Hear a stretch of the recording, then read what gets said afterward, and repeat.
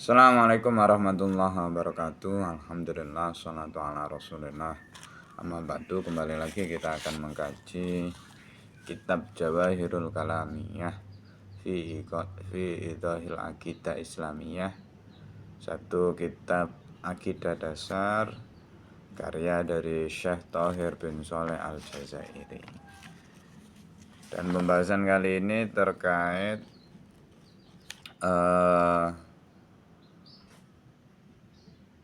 membicarakan Tuhan dengan akal kita, memakai akal kita, apakah boleh dan lain sebagainya. Langsung saja masuk pembahasannya. Bismillahirrahmanirrahim. Hal yajuzu ana ta wenang apa atakallamu guneman fi dzatihi ta'ala ing dalem dzati Allah ta'ala bil akli kelawan nganggo akal. Jawab, la yajuzu ora wenang apa atakallamu guneman fi dzatihi ta'ala ing dalem dzati Allah ta'ala bil akli kelawan akal li annal akla krana stune akal iku qasirun terbatas an idraki dzatil haliki saking ngaweruhi dzate Khalik subhanahu mau suci sinten Khalik wa ta'ala lan maha luhur sinten Khalik.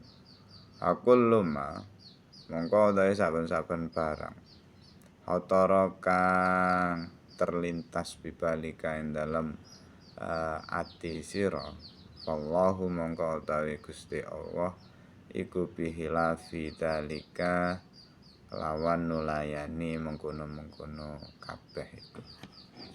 Bismillahirrahmanirrahim. Bahasan kali ini diawali dengan satu pertanyaan, yang mana pertanyaan ini bunyinya, apakah boleh membicarakan Allah dengan dasar akal, dengan akal saja, jadi murni dengan akal tanpa didahului oleh al-ahbar as-shadiqah atau misal Al-Quran dan hadis. Nah, tanpa dua hal ini, Al-Quran dan hadis, akal merupakan satu piranti atau alat yang sangat terbatas, di mana akal ini kebanyakan akan condong menggunakan panca indera sebagai alat untuk menghasilkan pengetahuan. Jadi bila membicarakan Tuhan dengan akal beserta piranti-pirantinya, beserta alat-alatnya seperti mata, pendengaran, telinga dan lain sebagainya, untuk membuktikan bahwa Tuhan ada atau tidak misalnya dan lain sebagainya, itu tidak boleh. Sebab hanya dengan akal kita ini sangat terbatas, manusia sangat terbatas, banyak hal-hal yang kita anggap tidak ada, tapi ternyata kenyataannya ada. Semisal dulu zaman belum ditemukannya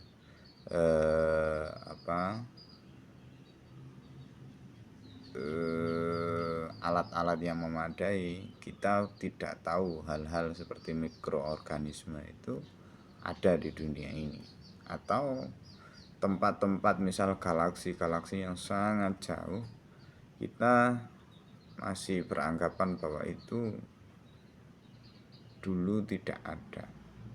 Begitu alatnya memadai, ada teropong-teropong yang memadai, lambat laun kita kemudian tahu dan bisa memetakan langit hari ini. Ketidaktahuan kita di zaman dahulu terkait hal-hal yang berkaitan dengan mikroorganisme ataupun hal-hal yang sifatnya ada di langit itu menandakan bahwa kita ini sangat terbatas terhadap banyak hal. Nah, membicarakan Tuhan ini apalagi? Tuhan memang sedari awal tidak bisa diakses oleh panca indera, karena Allah sendiri memiliki sifat mukhalafatul hawadisi qiyamuhu binafsihi, yang mana membatasi makhluk untuk mengakses Tuhan secara zahir, secara kasat mata, secara indrawi. Nah, akal ini sangat terbatas ketika membicarakan Tuhan tanpa didahului oleh bukti-bukti, tanpa didahului oleh Al-Quran dan hadis. Jadi ketika hendak membicarakan Tuhan tanpa didasari oleh keimanan dahulu, itu sangat berbahaya. Yang akan terjadi, dia akan kesulitan menemukan Tuhan hanya bermodalkan akal. Banyakan orang yang berpikir ketika membicarakan Tuhan, dia memiliki ujung yang nihil, alias tidak menemukan ujung yang benar. Tapi jika dibalik dari Al-Quran dan hadis dulu, baru kemudian menggunakan akal untuk memahami Al-Quran dan hadis terkait Allah, itu aman. Lebih-lebih ketika membicarakan zatnya Allah menggunakan akal. Akal kita akan cenderung menyamakan Tuhan dengan makhluk dan lain sebagainya.